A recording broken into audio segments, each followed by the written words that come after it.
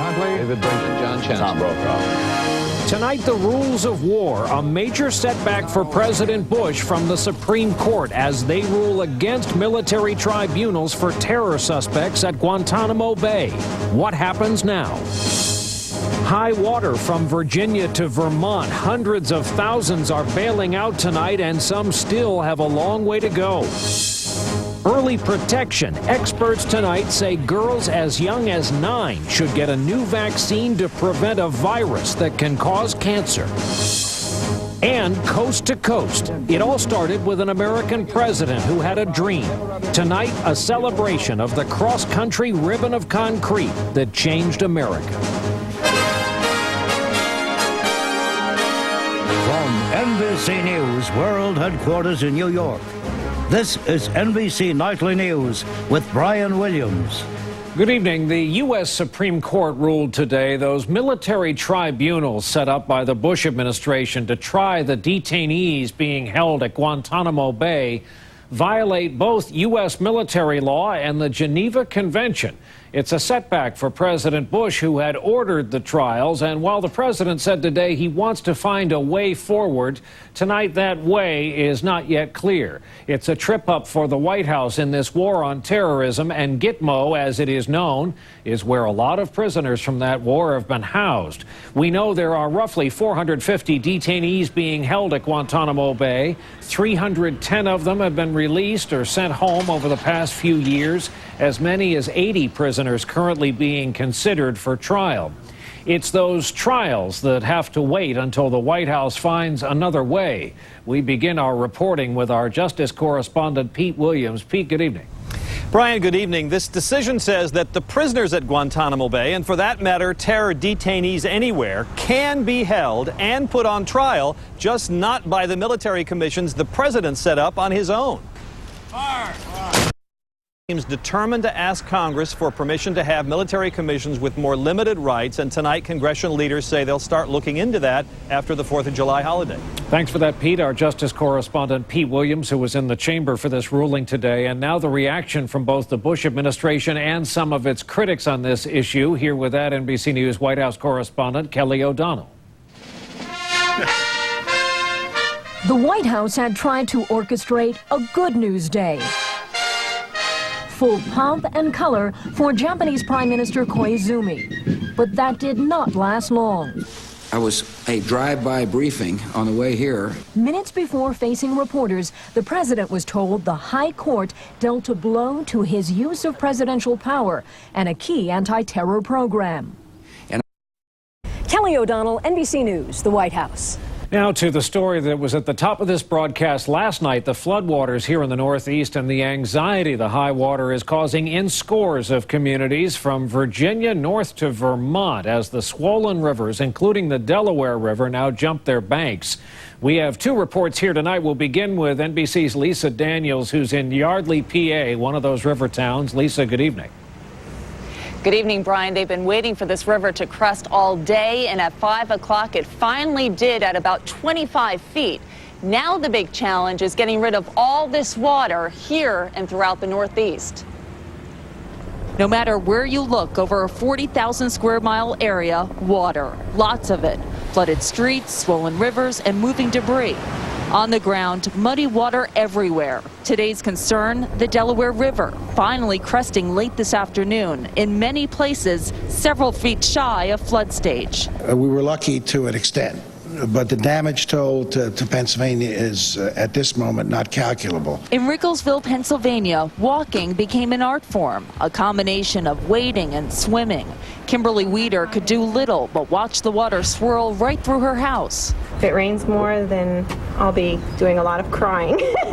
Binghamton, New York saw the worst flooding in that city's history. The estimated damage in the millions, according to the New York governor's office. Basically, it looks like if you took a dollhouse and dropped it in a swimming pool, that's what it looks like. The popular tourist destination of New Hope, Pennsylvania, looked more like a ghost town. The only big attraction, the flood itself. Not the holiday weekend this antique shop owner was hoping for. Most of the businesses lost quite a bit of business. Trenton, New Jersey witnessed the worst flooding since the Great Floods of 1955 made headlines. Wilkes-Barre, Pennsylvania had braced for the worst but was spared a disaster. Today, the mandatory evacuation order around here are frustrated tonight, wondering what, if anything, can be done to stop this river from repeatedly overflowing. Brian? Rahema Ellis rounding out our coverage of the flooding tonight. Rahema, thanks. We have an update tonight on that stolen laptop computer that contained all that personal data on millions of American veterans and active duty military personnel. It has been returned. Jim Miklaszewski has more on this story from the Pentagon tonight. Jim, good evening. Good evening, Brian. Someone, the government's not saying who, turned the laptop over to the FBI, which says all that personal data appears to be safe. We feel like we can be relatively certain that the information was not compromised. But it comes at a tremendous... Jim, thanks. We'll take a break here when Nightly News continues here this Thursday night. NBC News In Depth. On the brink, Israeli tanks poised to move on Gaza, and now a surprise political attack on the Palestinians. And later, America's highways at the age of 50. How a former president's dream became a reality from coast to coast. Oberman style. Keith Richards fell out of a tree and had to be tested to see if he'd hurt his head. How could you tell? Countdown, weeknights only on MSNBC. NBC News In Depth tonight. This growing crisis in the Gaza Strip. There are reports now that Israel has fired a missile into the Palestinian Interior Ministry's headquarters. That's in Gaza City, setting it ablaze. This crisis is becoming all about Hamas. Hamas runs the Palestinian government, and they are in the Israeli sights, as NBC's Martin Fletcher reports for us tonight. We'll take another break here as the news continues. Up next, it's being called a breakthrough in cancer prevention, why it's now being recommended for American girls before their teenage years. Most honored newscast, NBC Nightly News. New hope against blindness. NBC Nightly News tomorrow. There is news tonight on what's being called the first vaccine to prevent cancer. It actually prevents the virus that can cause cervical cancer, a virus they estimate, by the way, will infect more than half of sexually active American women and men. Tonight, a government panel is recommending that girls be given this vaccine before they become teenagers. For more on this story, we're joined by our chief science correspondent, Robert Bazell. Bob, good evening. Good evening, Brian. Today, the panel's votes were unanimous in what many say is a major victory for cancer prevention through age 18. The panel emphasized that the vaccine only prevents 70% of cervical cancer, so Pap tests need to become remain a routine part of women's health, whether they've been vaccinated or not. Brian? And Bob, two quick questions here. Number one, cost, and number two, is this at all mandatory? Well, it's $360 is the charge for Merck. That's a lot for a vaccine. And it only becomes mandatory in the sense of whether schools require the vaccine for girls to attend school. That's a state-by-state decision, but even if that decision is taken, parents can always opt out. But the hope is that parents will realize this is all about cancer prevention. And it is big news. Bob Bazell here with us in our New York studios. Thanks. In news on the economy tonight, the Federal Reserve Board raised a key interest rate again today. The Fed funds rate was lifted another quarter point to 5.25%. That's the 17th straight time this rate has gone up, now at its highest level since March of 2001.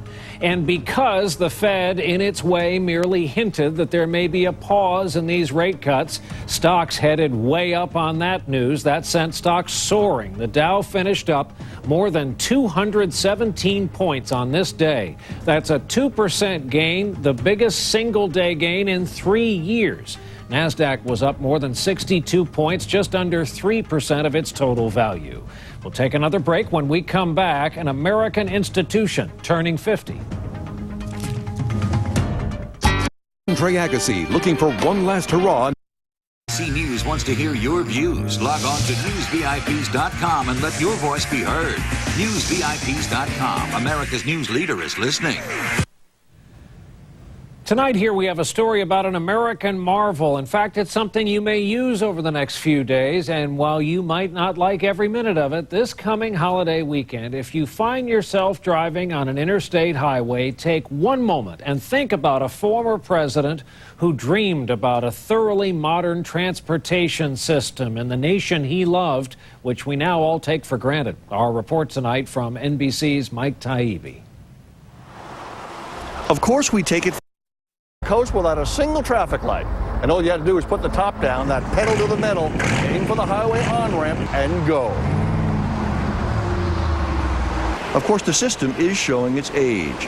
And highway chroniclers like Bob Sullivan say pollution, urban ghettos, and suburban sprawl can be countered with new priorities.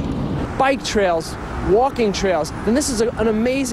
NBC News, Washington. Mike was last seen heading southbound on the Jersey Turnpike. And that's our broadcast for this Thursday night. Thank you for being with us. I'm Brian Williams. We'll look for you back here tomorrow evening. Good night. Tomorrow, a Today exclusive. Star Jones Reynolds live and talking to Al. Get the inside view of this real TV drama from the Star. Only on Today.